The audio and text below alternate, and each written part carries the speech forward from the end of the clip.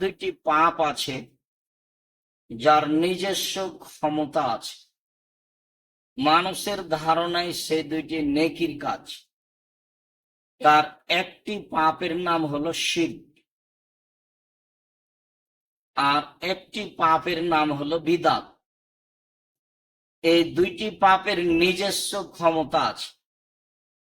শিরক কি করতে পারে?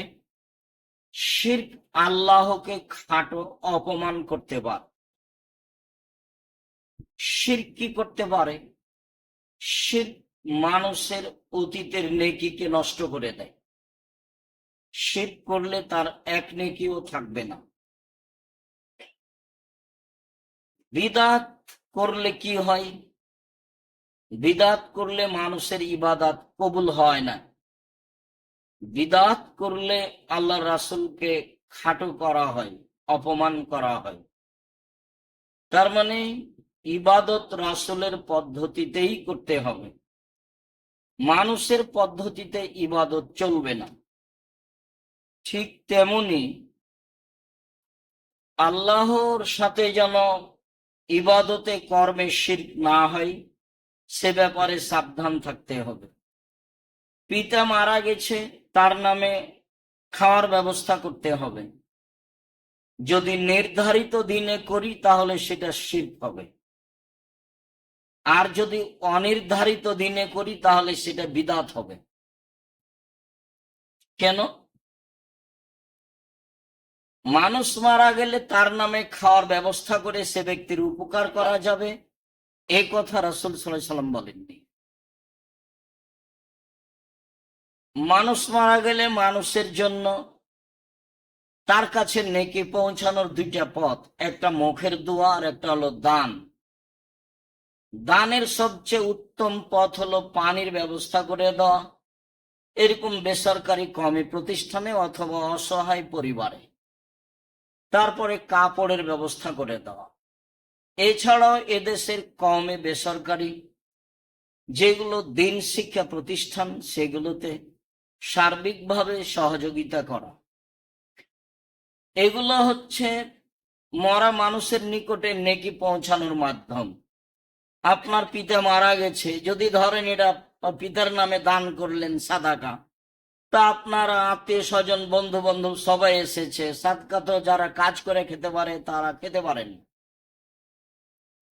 আল্লাহ রাসূল সাল্লাল্লাহু আলাইহি ওয়াসাল্লাম বলছেন, বলো কি তুমি, ইন্না সাদকাতা আওসাকুন নাস, দান হচ্ছে মানুষের ময়লা। দান আমি খাই না, আমার বংশ খায় না, আমার বাড়ির কাজের লোক খায় না। সাদাকা আমার জন্য হারাম, আমার বংশের জন্য হারাম, আমার বাড়িতে যারা কাজ করে তাদের জন্য হারাম। অত মানুষের ময়লা আমি খাবো কেন? আমার পরিবার খাবে কেন? আমার বাড়ির কাজের লোক খাবে কেন? তা আপনার বাপের নামে ওটা দান নেকির জন্য করলেন, তো ওটা আপনারা সবাই খাচ্ছেন, যে যার জন্য এটা নেকির কাজ নয়, এটা বিদআত। আর নির্ধারিত দিনে করলে তা হলো শিরক। বলছিলাম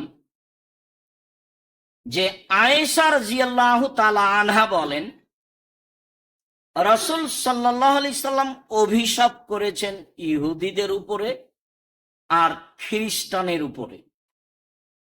সূরা ফাতিহাতে প্রত্যেক সময়ে ইহুদিদের উপরে অভিশাপ করা হয়, তা হলো মাগজুব। আর খ্রিস্টানদেরকে বলা হয় ওরা ভ্রান্ত, ওলা যালিন, যারা ভ্রান্ত, যারা অভিশপ্ত, তাদের পথ দেখায় না। পরিকল্পনা করে ইহুদি, টাকা দেয় খ্রিস্টান, আর মাঠ করবে মুসলমান।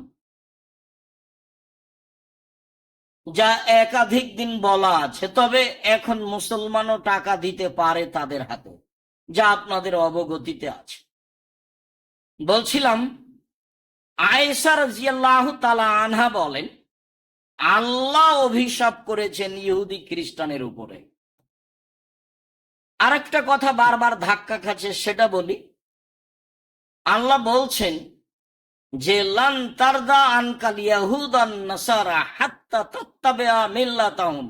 মুহাম্মদ সাল্লাল্লাহু আলাইহি সাল্লাম, ইহুদি খ্রিস্টান আপনাকে কখনো মেনে নেবে না, কখনো মানবে না, কিয়ামত পর্যন্ত 1 মিনিটের জন্য মানবে না আপনাকে। আপনি নিজে ইহুদি হয়ে যান, খ্রিস্টান হয়ে যান, তারটা আপনি মানেন, তাহলে তারা খুশি। এই কথা তো আল্লাহ বলছে।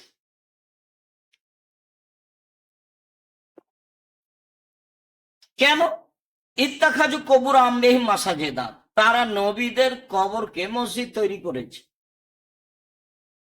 ভালো মানুষের কবরকে মসজিদ করেছে। জুনদুব রাদিয়াল্লাহু তাআলা আনহু বলেন, আমি রাসূল সাল্লাল্লাহু আলাইহি সাল্লামকে বলতে শুনেছি, আল্লাহ রাসূল বলছিলেন যে আলা, সাবধান, ওয়াইন্না মান কানা কাবলাকুম কানু ইয়াত্তাখিজুনা কবুর আমবিয়াহিম ওয়াস সালিহিম মাসাজেদা, তোমাদের পূর্বের যারা লোক ছিল তারা নবীদের কবরকে এবং ভালো মানুষের কবরকে মসজিদ করেছে। তাহলে কবরকে মসজিদ করা কাজটা অনেকদিন আগে থেকেই, যা গত জুমায় এক পর্যায়ে বলছিলাম। ঢাকা শহরেও বহু মসজিদে কবর আছে, যেসব মসজিদে কবর আছে সেসব মসজিদে সালাত হবে না, একটু পরে বলছি ইনশাআল্লাহ।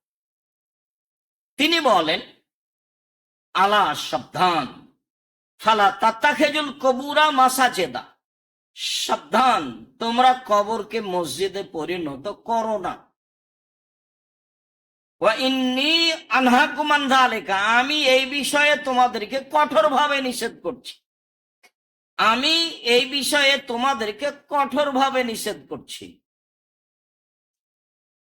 আনাস রাদিয়াল্লাহু তাআলা আনহু বলেন, রাসূল সাল্লাল্লাহু আলাইহি সাল্লাম বলেছেন, ইজআলু ফি বুয়ুতিকুম মিন সালাতিকুম আলা তাত্তাখিজুল কবুরা, তোমরা তোমাদের বাড়িকে কবর করিও না, বাড়িতে কিছু সালাত আদায় করো। যেসব জায়গায় সালাত আদায় করা যায় না সেটা হলো কবর। তো তোমরা বাড়িতে একটু নফল সালাত আদায় করো না কেন? বাড়ি কি তোমাদের কবর?